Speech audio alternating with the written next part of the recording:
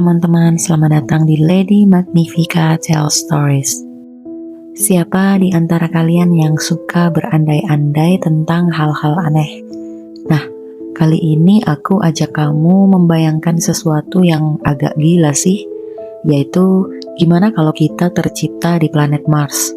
Bukan manusia dari bumi yang pindah ke sana, bukan pula eksperimen kolonisasi, tapi benar-benar makhluk asli Mars, lahir dan berkembang di planet itu sejak awal sejarahnya. Kita membayangkan diri kita sebagai manusia versi Mars, dengan peradaban yang terbentuk dari tanah merah, langit tipis, dan dunia yang jauh lebih keras daripada bumi. Di Mars, hidup bukan sekedar bertahan.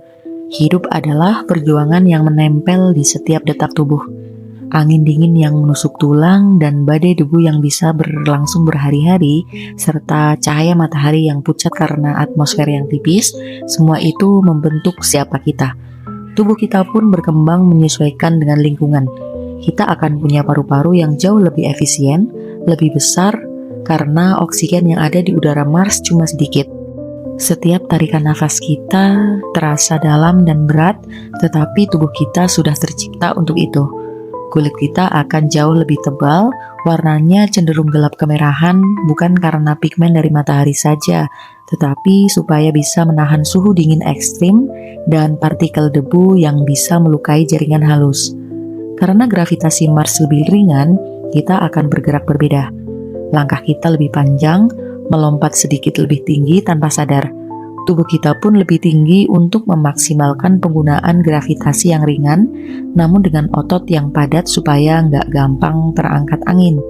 Wajah kita mungkin tidak seperti manusia bumi ya. Tulang wajah lebih menonjol, mata lebih besar agar bisa menangkap cahaya matahari yang lemah, dan pupil yang bisa menyempit seperti celah tipis ketika badai debu datang. Peradaban kita pun tentu berbeda.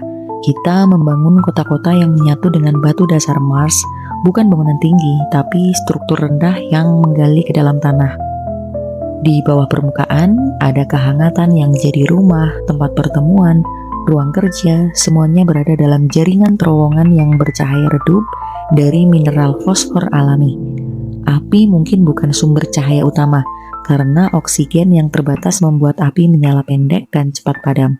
Kita lebih mengandalkan energi panas dari bawah tanah dan mineral bercahaya yang ditemukan dari gua-gua purba. Di permukaan, kita hanya naik ketika ada kebutuhan besar, berburu makhluk kecil yang bersembunyi di antara bebatuan, mengamati pergeseran debu untuk memprediksi badai, atau mengumpulkan es dari kutub untuk disalurkan ke pemukiman. Kita terbiasa hidup dalam kelompok erat, saling terikat bukan karena budaya yang rumit, tapi karena bertahan hidup butuh satu sama lain. Dalam peradaban kita, kesetiaan dan kerjasama jauh lebih penting daripada status atau kekayaan. Bayangkan bagaimana kita melihat langit Mars, bukan biru atau cerah. Langit di sana cenderung pucat, warnanya lembut, kadang berubah gelap ketika badai debu menutupi matahari. Pada saat-saat itu, kita semua bergerak cepat masuk ke terowongan, karena badai bisa mengikis kulit dan membuat siapapun kehilangan arah.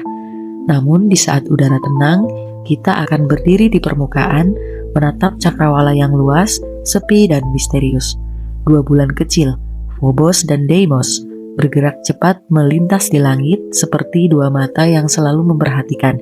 Itu menjadi bagian dari kepercayaan kita, simbol penjaga alam. Cara kita berkomunikasi pun berkembang berbeda. Suara tidak bisa terlalu keras di atmosfer tipis. Jadi kita terbiasa memakai suara rendah, dekat, atau bahkan menggunakan gerakan tangan dan kedipan cahaya dari kristal kecil yang kita bawa. Setiap keluarga punya pola sinyalnya sendiri. Cahaya menjadi bahasa kedua bagi kita. Sistem tubuh kita juga punya pertahanan ekstra dari radiasi, sesuatu yang tidak dimiliki manusia di bumi. Lapisan khusus di bawah kulit membantu menahan radiasi matahari yang ganas. Darah kita lebih gelap, membawa mineral yang kita ambil dari tanah Mars, membantu memperkuat tubuh dari dalam. Denyut jantung kita lebih lambat, lebih stabil, menyesuaikan dengan suhu lingkungan yang ekstrim. Kita membangun teknologi dengan apa yang ada, logam langka di bawah tanah, mineral merah, dan bebatuan berlapis es, semuanya menjadi bagian dari alat, kendaraan, dan struktur. tidak ada kayu, tidak ada sungai, tidak ada tumbuhan yang luas seperti di bumi. Jadi setiap benda buatan Mars terasa kaku, dingin, dan padat. Namun justru itulah yang membuat peradaban kita unik. Kita belajar menciptakan kehangatan dari tempat yang tidak punya kehangatan. Kita belajar membuat cahaya dari dunia yang gelap. Kita belajar bertahan dalam tempat yang tampaknya menolak kehidupan. Dan karena kita adalah makhluk Mars sejak awal, cara kita melihat dunia berbeda sepenuhnya. Kita tidak mengagumi air sebagai sesuatu yang biasa. Air adalah harta paling berharga, lebih berharga dari segalanya. Kita tidak menganggap langit kosong sebagai sesuatu yang sunyi. Di Mars, kesunyian adalah tanda bahwa planet sedang bernafas tenang. Kita tidak memandang badai sebagai sesuatu yang menakutkan. Badai adalah bagian dari hidup, sesuatu yang harus dihadapi dengan hormat. Di planet dengan kondisi sekeras itu, perjalanan hidup pun berbeda. Kita tumbuh menjadi makhluk yang kuat, bukan hanya fisik tetapi juga batin. Kita belajar sejak kecil bahwa Mars tidak peduli pada keluhan. Planet ini hanya memberi satu pilihan, adaptasi atau hancur. Dan itulah yang membentuk kita menjadi spesies yang kokoh, penuh tekad dan paham bahwa hidup selalu berada di batas antara kekuatan dan kehancuran. Kalau memikirkan semua ini, kita menyadari bahwa kita yang tercipta di Mars bukanlah makhluk yang gagal atau terbelakang. Kita hanyalah versi lain dari kehidupan, dibentuk oleh planet yang berbeda, tumbuh dengan cara lain dan memandang dunia lewat mata yang tumbuh di bawah langit oranye. Dan mungkin kalau suatu hari ada makhluk dari dunia lain datang ke Mars dan menemukan peradaban kita, mereka akan melihat bahwa kehidupan tidak hanya milik planet biru bernama Bumi. Kehidupan bisa lahir di mana saja, bahkan di tempat yang paling sunyi, paling dingin, dan paling keras yang pernah kita bayangkan. Aku Lady Magnifica, sampai jumpa lagi di video-video selanjutnya.